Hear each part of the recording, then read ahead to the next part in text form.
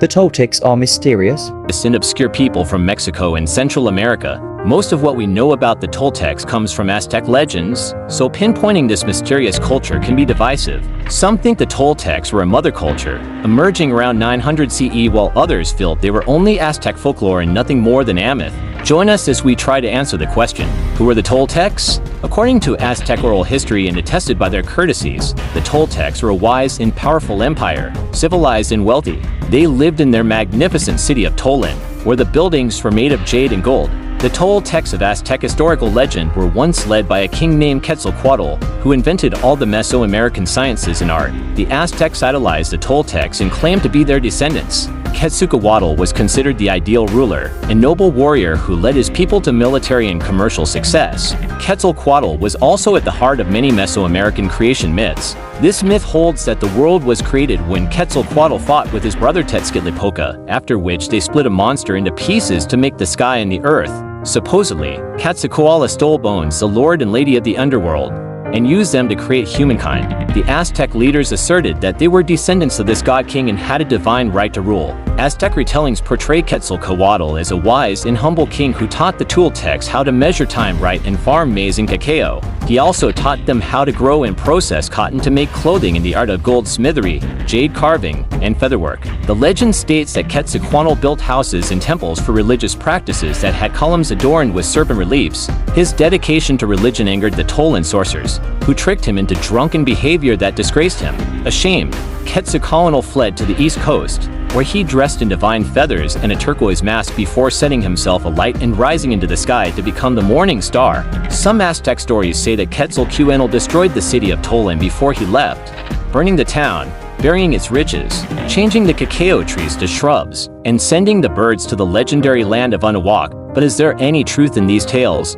Or are they just the Aztecs attempting to legitimize their rule? Sorting fact from fiction is difficult, and historians postulate different timelines and versions of events. Most historians agree that the Toltecs were a Nahuatl-speaking Mesoamerican tribe. They came to power in what is now central Mexico in the 10th and 12th century CE. Some believe the Toltecs arrived on the historical scene in 900 CE when they sacked the city of Teotihuacan. However, others maintain that Teotihuacan fell around 750 CE when the peasants rose against the elite. Another theory, started by the 17th century Spanish and Aztec chronicler Fernando de Elvio Cortés, I.C. still Sosi, is that Teotihuacan was a Toltec city, although most historians totally disagree with this. Even so, historians don't agree on who built this great city, although evidence shows influences from the Maya, Mixtec, and Zapotic cultures. The prevailing opinion is that the Toltecs migrated from the northwestern deserts sometime around the 8th or 9th century CE, and that they descended from the Tolteca Chichimeca people. The first Toltec settlement is thought to be a Caracan, during which time the tribe was under the leadership of Esitec Puddlemix-Cotl, but Esitec Puddlemix-Cotl may also be a mere legend, as his name Mix-Cotl translates to cloud serpent, which was the Mesoamerican name for the Milky Way. In the legends, Mix-Corral was the son of the creator god Incarnas, although who these creators were differs from one tradition to another. According to myth, Mix-Coliel was the father of Quetzalcoatl, the feathered serpent cut, which mirrors the Toltec historical lineage. The Maya also had a folk hero known as the feathered serpent or Kukulka, suggesting that there was a cultural link between the Toltecs and the Maya. It could be that the first Toltec ruler styled and named themselves after famous Mesoamerican gods in order to be more accepted by the people of central Mexico. Some historians believe that some Toltec history is preserved in the legends, particularly the story of Quetzalcoatl's banishment from Tula. In one tale, it was Tezcatlipoca who expelled Quetzalcoatl for performing black magic. A number of scholars have linked Tezcatlipoca to the Teotihuacan culture, which aspired to priestly rule and peace. Many believe they dominated the Toltecs when they first arrived. The defeat of Quetzalcoatl may denote the replacement of religious rule with a more militaristic ruling class. The Toltecs were seen as cultured urbanites. The location of the legendary Toltec city of Tolan is still inconclusive, although most historians believe it lies near the modern-day town of Tula. an archaeological site in central eastern Mexico, is the main contender for the Toltec capital, and the majority of scholars will cite this as the Toltec capital. Recent surveys of the site near Tula have revealed that the town covered an area of around 3 square miles and probably housed tens of thousands of people. The center of the city consisted of a plaza in front of a 5-step temple pyramid that was likely dedicated to the god Quetzalcoatl. There were also ball courts, at least 2 other temples, and the palace. The main temple is intricately decorated with friezes depicting canines, felines, birds of prey eating human hearts, and serpents with human faces escaping from their jaws, scenes of jaguars, wolves, coyotes, and rattlesnakes wrapped around skeletons attest to the warlike nature of the Toltecs, and many believe that the rise of the Toltecs marked the beginning in militarism in Mesoamerica. Atop the pyramid temple are large columns representing warriors dressed for battle. Historians believe that these columns would have once held up a roof structure. These stone carvings still have remains of color, suggesting that they were once brightly painted.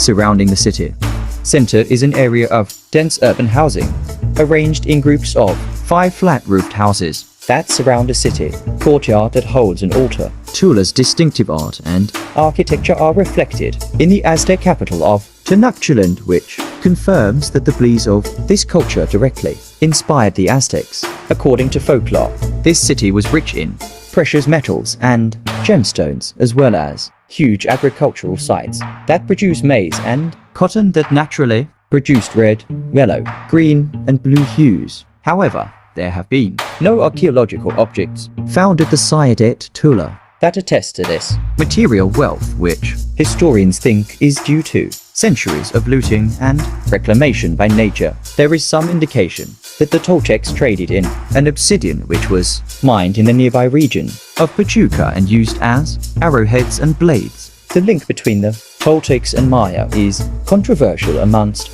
scholars and historians, and there is some dispute about who influenced whom. A prime example of this is the worship of the feathered serpent, as some argue that the cult was spread to the Maya via Toltec military conquest, and others maintain that worship of the feathered serpent god was already well established before the Toltec migration.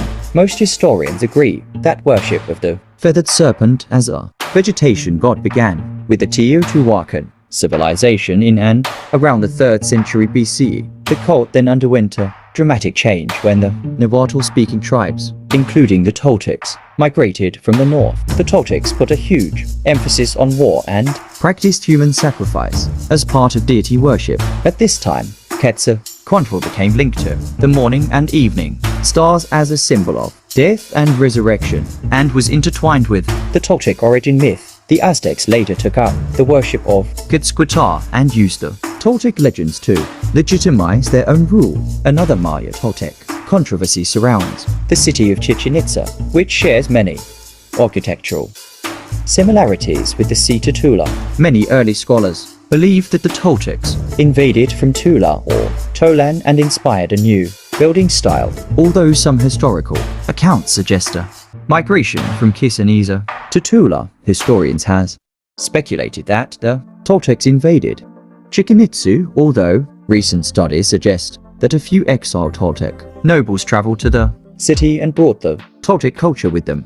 This theory is backed up by historical accounts from Tula that tell of a Toltec ruler traveling east, and an account from Chichen Itza that records a ruler coming for the west and teaching the Maya. However, according to carbon dating of Chichen Itza, the Maya style buildings were built at the same time as the ones displaying apparent Toltec influence, and that construction took place prior to the first recorded invasions of the Toltecs. The architectural and religious similarities between the two cities, which lie 800 miles apart, remain a highly contested anomaly. Whatever the Maya-Toltec relationship, it is generally agreed that the Toltecs conquered the Maya and maintained a hegemony over central Mexico until the mid-12th century. At their peak, the Toltecs had trade networks stretching as far south as Costa Rica and expanding northward to the Yucatan. the empire began to crumble in the 12th century.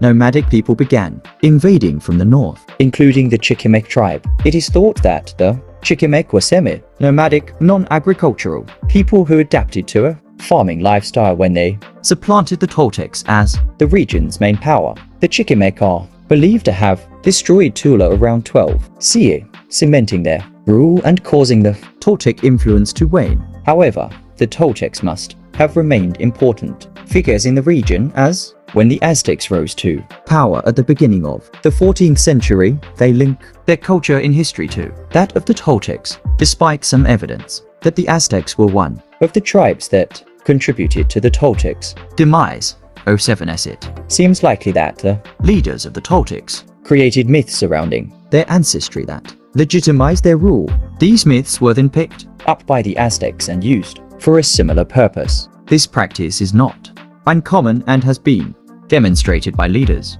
worldwide throughout history, with religion and leadership often going hand in hand.